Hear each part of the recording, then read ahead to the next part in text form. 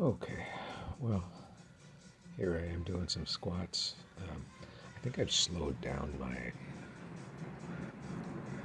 squat technique even more so than than it was before. I was already going on the slow side.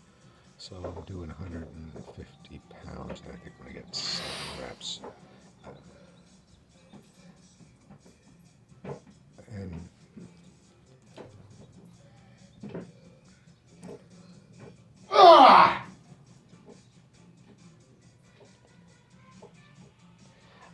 I'm okay with what I did here. I went all out, and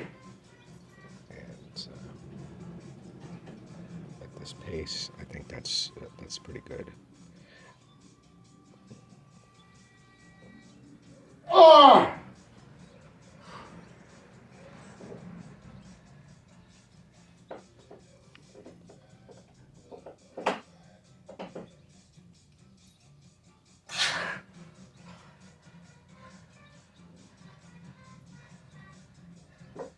I actually started to lose count after about 4 reps. I had to go back and watch the video in order to figure out how many reps I had done because like I could feel it seemed like things were going dark. It was getting pretty hard, and I was pretty happy that I managed to squeeze out 7. And on the last rep, I knew I wasn't going to get it. But I wanted to get that negative in there, controlled negative, anyways. But anyways, and then of course I'll go on to my front squats. But I was thinking about you hear the term skinny fat a lot of times to describe somebody who's like probably used to be fat and they've lost a lot of weight and still kind of have this look of, maybe things are a little bit saggy, maybe the skin's a little bit loose. They don't look fit, they just look skinny.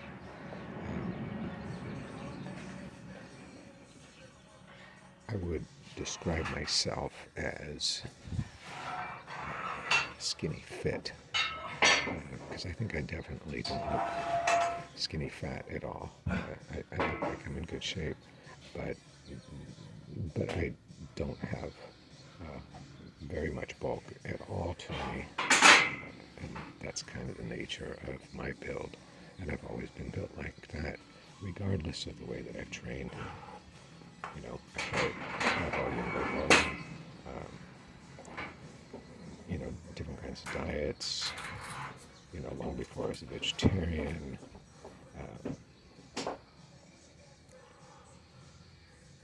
So, more frequency, everything has, sometimes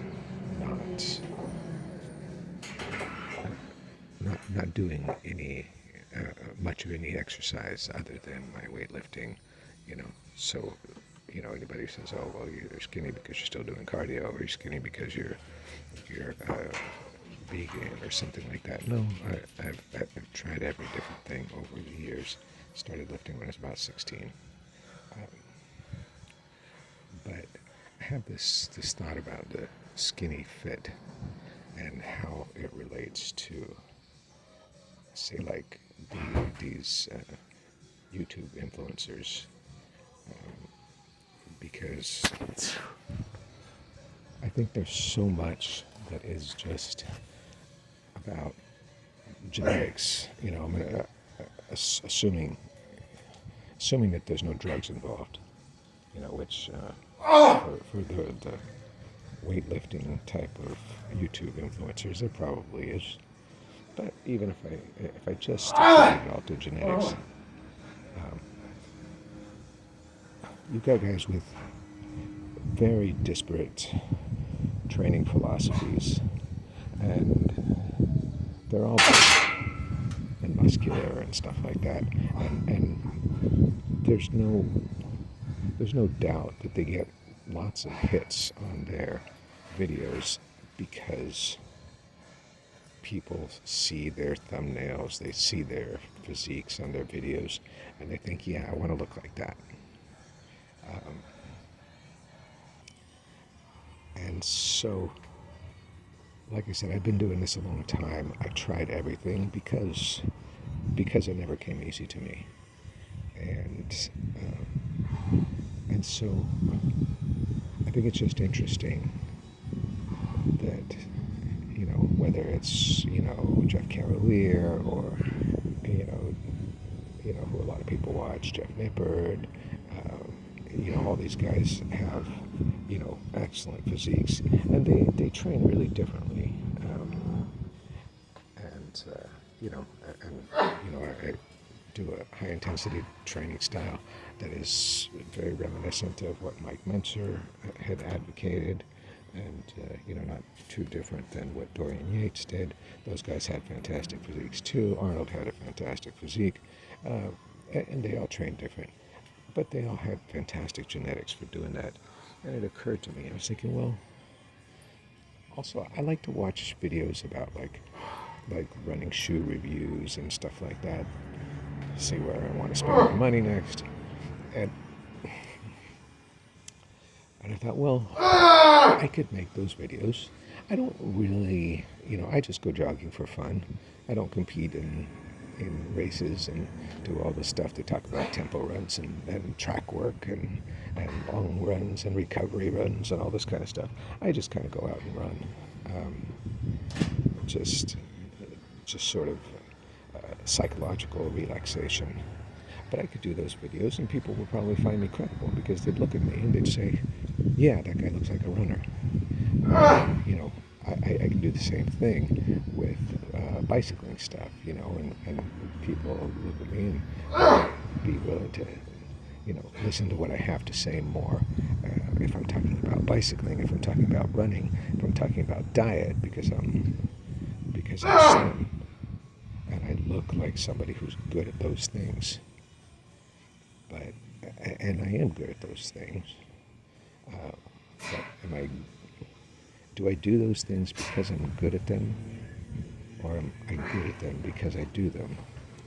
And that's really the question, and it goes back to weightlifting. I'm not very good at weightlifting in the sense of I'm not large, I'm not thick and muscular, but any one of these training styles, if I had a propensity to be thick and muscular, I would have gotten there by now.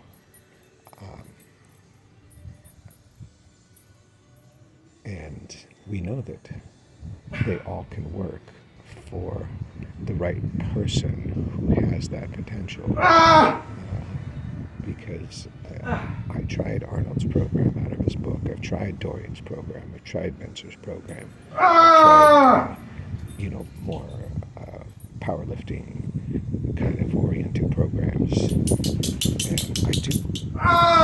I can make progress on a lot of them. A little bit of progress. Eventually I'll hit a wall, and that wall is probably my structure, my potential.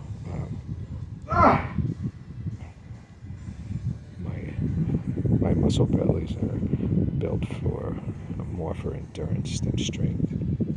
And so I was just thinking about that. I guess I'll end it there.